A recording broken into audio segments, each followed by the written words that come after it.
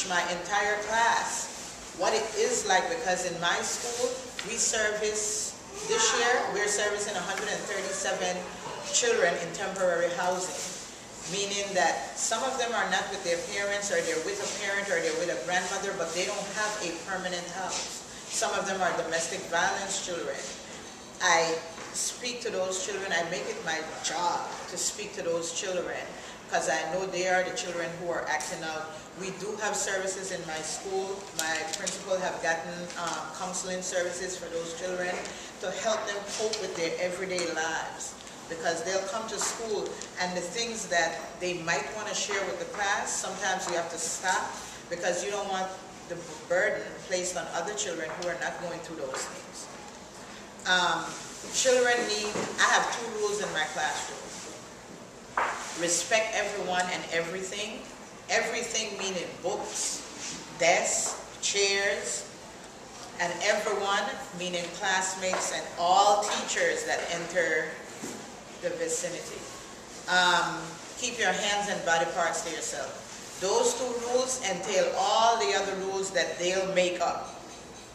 And then I identify which rule is connected to the rules that they want, because they'll say, well, raise your hand before you speak. That is respecting someone. If someone's speaking, you don't speak with them. I also set up routine, because children need routine.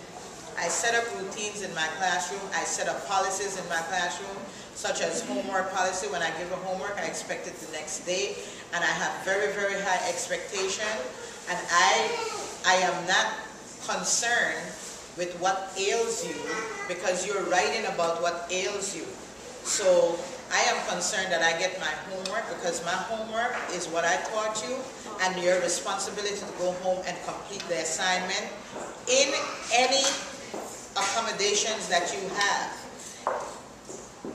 A standard accommodation for children doing homework is a well-lit area with a desk, a chair, a dictionary, and any other resource that you might have, a computer, but not all, I know in my community, not all children have those resources. So I also want children to be comfortable in my classroom, because I remember arriving in New York and going to the public school here, that I was ridiculed for the way I spoke. I was ridiculed for not wanting to be friendly. I wasn't friendly because I didn't feel welcome. So I especially reach out to children who I know coming from a different country. And the first thing I do with those children is to give them an interview with their parents, because then I want the other classmates to know these children also, whether they're African, Chinese, West Indian, or French. Before my school year starts, or when I get my first list of students, I start making calls to parents.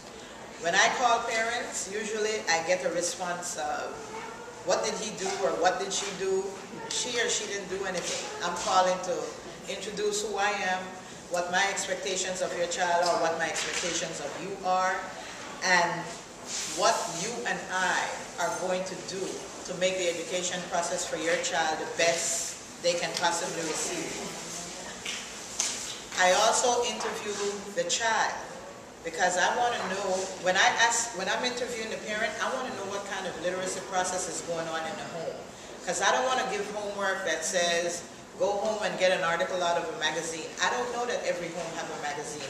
I don't know that every home have crayons. I don't know that you have a scissors in your home that you allow your child to use. Because I had scissors, but my children were not allowed to use my scissors.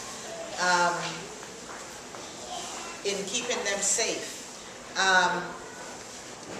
I develop that relationship with the parent, and then I ask the child very similar questions, because now I want to know from the child's point of view what they are seeing. They might be seeing something completely different from what mom told me. And then from that, I can assess what it is that I need to do with my students based on, I'm going to have family interest, child's interest, and that's the route that I'm going to go. Before, I'm definitely going to teach them about the community in which they live, because no one's upon my present principal entering our facility, I had a presentation that day where the students did a historical memory walk in Harlem. And these were special ed students. And her question to me was, how did I get the children to speak about Harlem and know about the people who lived in Harlem before they did without reading it off a piece of paper. And I told them that for that entire school year, I immersed them into Harlem. We took walks, we took pictures, I took them to all the essential places that I thought they should know about before they begin to learn about the outside world. I didn't find, one, because I did not get a curriculum for 6th grade. 2, I did not have any books. I had books about African American history because when I came to this country and I realized that I was taught the wrong history about my country, and the fact that no one here really cares about the history of our people, I decided that that's the route that I was going to take with the students I had to teach. And those children, I'll tell you, that is they're graduating this year. And they're all in high schools, out of special ed, willing and engaged in a world where they know where they're going to go. And one of the reasons being,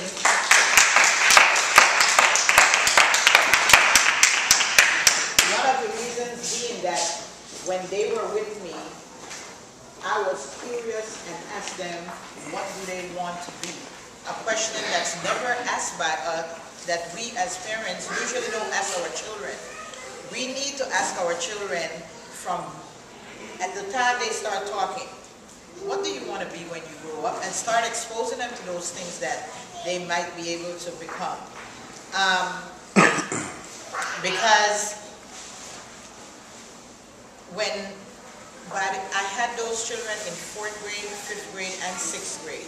When they were leaving me, the children who I'm presently talking about, when they were leaving me, they had already passed the standardized test. And I don't mean passing it the way they pass it this presently. I mean they truly were 3s and 4s because I had them and I decided that these children cannot stay in special ed. Special ed is not a career.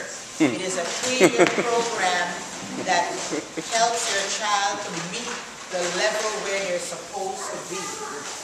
And I chose a junior high school for them where I had a relationship with the guidance counselor where I spoke to him and I told him, I'm not taking them out of special ed because I believe they need a little bit more resource to build the confidence they need to be mainstream in regular ed. So he was very good at making sure they kept up the work that they needed to do, and they all remain in FDA, and that's where 5 of them will be graduating this year from Frederick Douglass Academy on their way to college.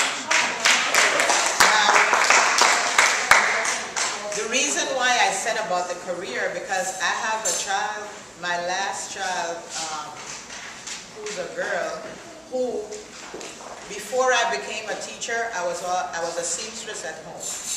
I was a cake baker at home. I did all my work at home.